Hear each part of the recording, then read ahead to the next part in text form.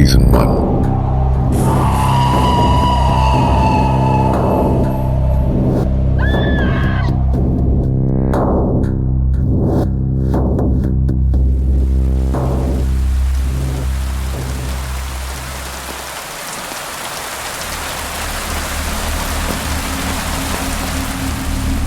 Magistrate Vighnesh Malhotra.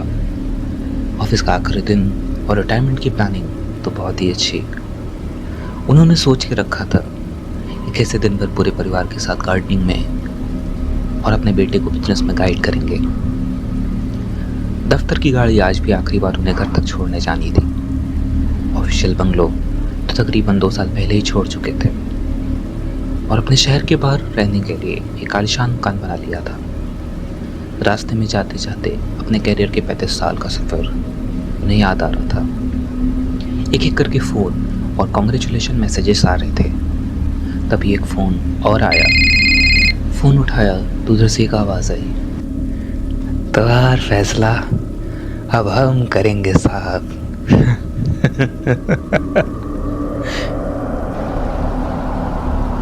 पिछले 35 साल की नौकरी में मल्होत्रा साहब ने ऐसे बहुत सारे फ़ोन उठाए थे, इसलिए उन्होंने इस पर भी कुछ ध्यान देना बेहतर नहीं समझा।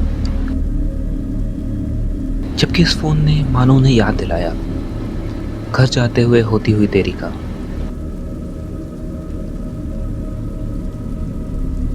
मल्होत्रा साहब ड्राइवर से बोल उठे, गाड़ी थोड़ी तेज चलाओ, घर जल्दी पहुंचना है। ड्राइवर ने वैसा ही किया।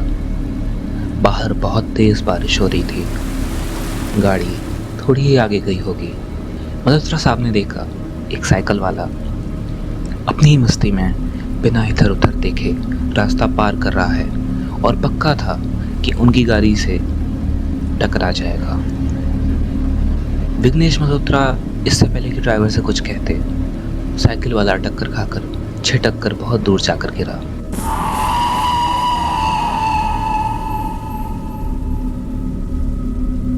घबराकर विघ्नेश साहब की आंखें खुली तो देखा गाड़ी बिल्कुल नॉर्मल चल रही थी। उन्होंने ड्राइवर से पूछा, क्या अभी कोई साइकिल वाला गाड़ी से टकराया था? तो ड्राइवर ने कहा, अरे सर, ये शहर से इतनी दूर है, यहाँ साइकिल नहीं चलती, सांप रेंगते हैं सांप। करीब 1 किलोमीटर ही आगे गए होंगे। विघ्नेश के पास खिड़की पर उसके कान के पास किसी ने नॉक किया। इतनी तेज रफ्तार चलती गाड़ी पर कौन नॉक कर सकता है? ये सोचकर मल्होत्रा साहब ने खिड़की का कांच थोड़ा सा नीचे किया तो एक ठंडी हवा का झोंका उनके चेहरे पर आकर लगा और एकदम से तेज हुई बारिश के कुछ छींटे भी। खिड़की के उस तरफ ऐसा कोई नहीं था जो खिड़की के शीशे पर दस्तक देता, इसलिए मल्होत्रा साहब ने अपनी खिड़की के कांच को दोबारा ऊपर तक कर लिया। ब्रिजेश, जो कि उनका ड्राइवर था, उसको गाड़ी चलाने में कितनी दिक्कत हो रही थी। वो मैगजीन पढ़ने में मशगूल मल्होत्रा साहब को तब ध्यान में आया जब उन्होंने गाड़ी के वाइपर्स की आवाज़ सुनी।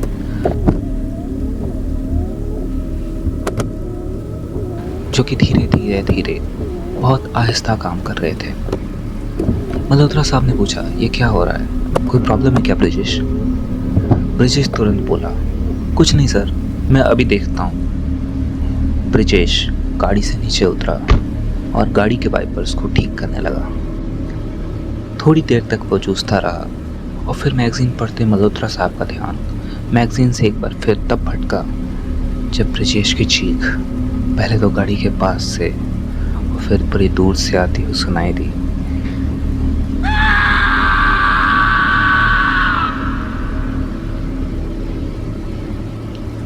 बारिश बहुत तेज हो रही थी।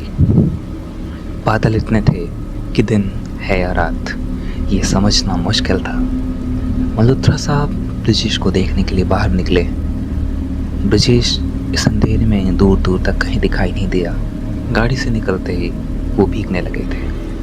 मल्होत्रा साहब ने गाड़ी में बैठकर ब्रिजेश को फ़ोन मिलाने के लिए जैसे ही फ़ोन निकाला, उनका फ़ोन बज उठा।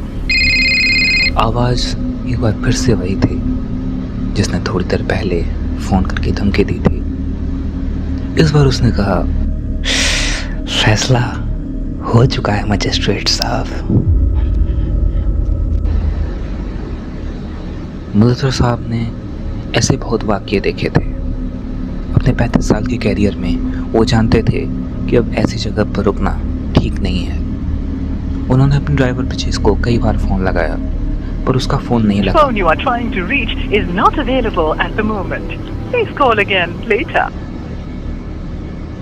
कॉल कट करके थक हार कर खुद ही ड्राइविंग सीट पर आ गए और उन्होंने गाड़ी स्टार्ट की। गाड़ी के वाइपर्स अब भी खराब ही थे। गाड़ी चलाते हुए मल्होत्रा साहब करीब 2 या 2.5 किलोमीटर ही आगे गए होंगे कि उनकी बाईं तरफ शीशा अपने आप धीमे धीमे खुलने लगा। गाड़ी चलाते हुए सरकारी गाड़ी की इस खराब खिड़की को ऊपर उठाने के लिए गाड़ी किनारे रोककर मल्होत्रा साहब ने शीशे को चढ़ाया और फिर दोबारा गाड़ी आगे बढ़ाई। कुछ दूर जाकर इस बार पीछे का शीशा धीरे धीरे गिरने लगा। मल्होत्रा साहब ने फिर से गाड़ी रोकी और दोनों शीशे एक एक करके ऊपर चढ़ाए। जैसे ही आखिरी शीशा ऊपर चढ़ाया तो उनकी ड्राइविंग सीट वाली खिड़की पे जोर जोर से किसी ने खटखटाया और आवाज़ आई, सर दरवाज़ा खोलिए सर मैं हूँ ब्रिजेश। सर प्लीज़ जल्दी दरवाज़ा खोलिए ना सर। ब्रिजेश का हाथ उनके शीशे पर पड़ती परछाई साफ साफ दिखाई दे रही थी। मल्होत्रा साहब तुरंत दरवाज़ा खोले और बोलते हुए निकले, ब्रिजेश तुम कहाँ गायब हो गए थे और चीखे क्यों थे? इसके आगे अपनी बात कैसे ख़त्म करते मल्होत्रा साहब, उन्हें समझ नहीं आया, क्योंकि बात करने के लिए ब्रिजेश तो वहाँ था ही नहीं। मल्होत्रा साहब वापस गाड़ी में बैठे और गाड़ी स्टार्ट की होगी कि एक आदमी साइकिल पे गाता हुआ मस्ती में घंटी बजाता हुआ बगल से लहराता हुआ निकल गया।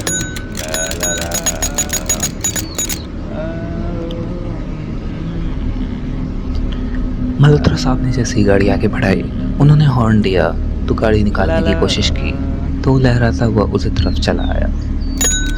गाड़ी को बाईं तरफ किया तो वो बाईं तरफ आ गया। गाड़ी को उन्होंने दाईं तरफ से निकालने की कोशिश की तो वो दाईं तरफ आता रहा। गाड़ी में बैठे बस हॉर्न ही बजाते रहे और वो आदमी अपनी दुनिया में मगन था। सड़क पर साइकिल लहराते हुए चलाया जा रहा था और उसे बाहर हो रही बारिश से भी कोई फर्क नहीं था।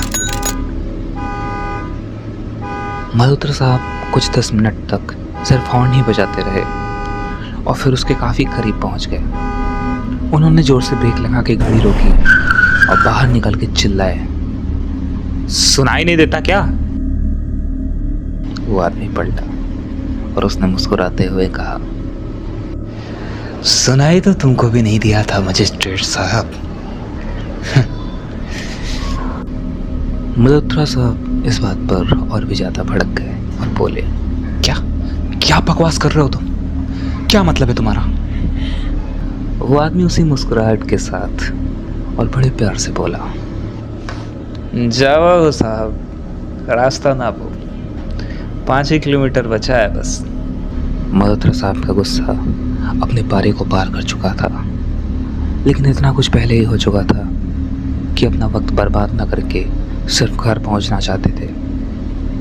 उन्होंने उस आदमी को मन ही मन कोसा और फिर जोर से अपनी गाड़ी का दरवाज़ा बंद करके ड्राइव करके किनारे खड़े उस आदमी के बगल से तेज़ी से निकल गए। मल्होत्रा साहब काफ़ी तेज गाड़ी चला रहे थे।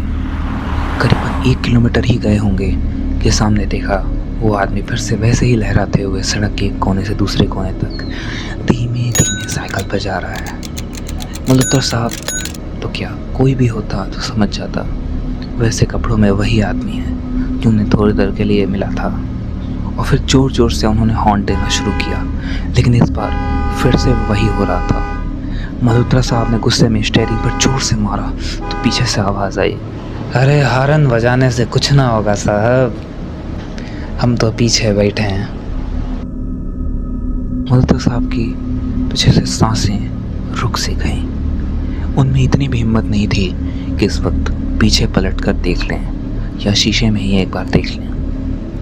मल्होत्रा साहब ने आंखें बंद की और जोर से ब्रेक मारा। जैसे ही गाड़ी रुकी वो उतरे और भागने की सोची तो उन्होंने देखा गाड़ी के सामने टकरा के वो साइकिल वाला सड़क पर खून से लथपथ पड़ा था। चारों तरफ खून ही खून था। गाड़ी पर खून के छींटे थे।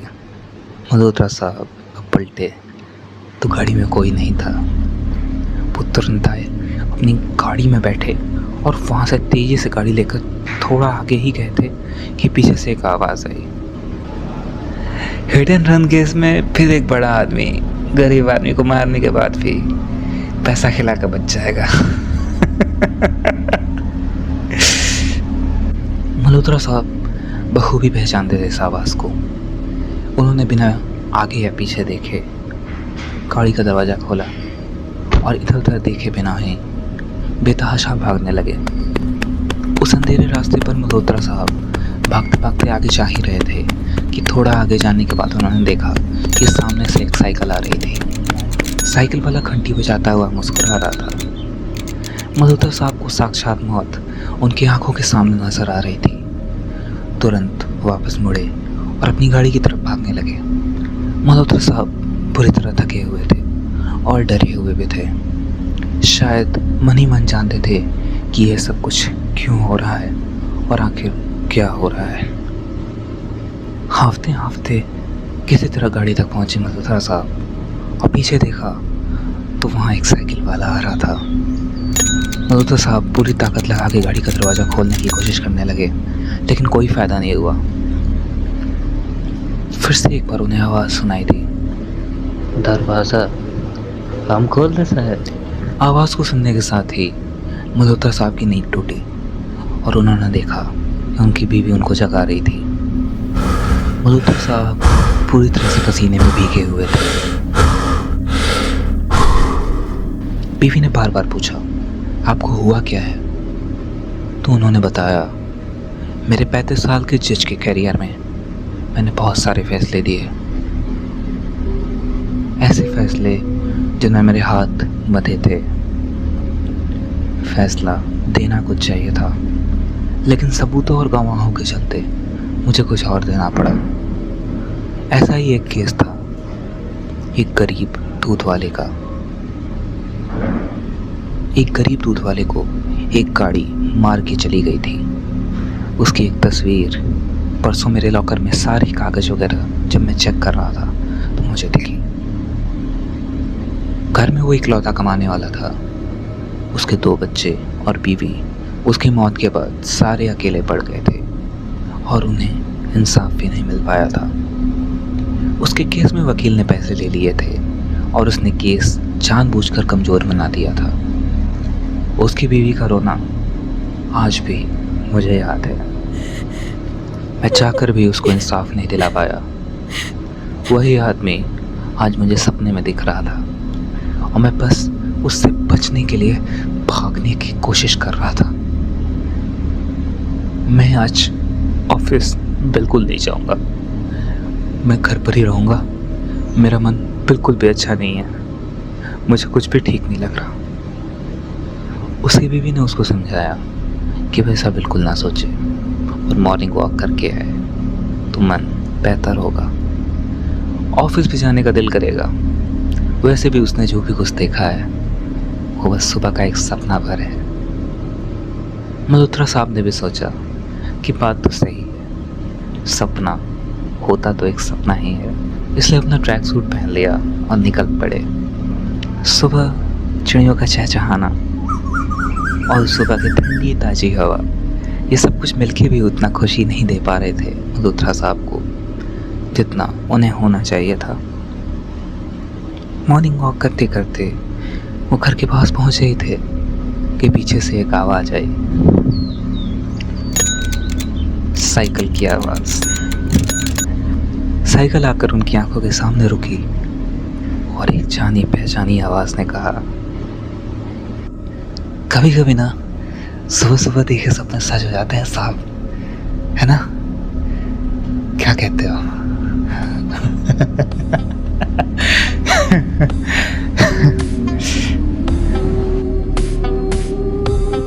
मेरा नाम स्टीएम है और आप सुन रहे थे हॉरर टॉक। ऐसी और कहानियों के लिए बने रहिए हमारे साथ। सब्सक्राइब कीजिए हमारे चैनल को, और अगर वीडियो पसंद आए तो इसे अपना प्यार दीजिए।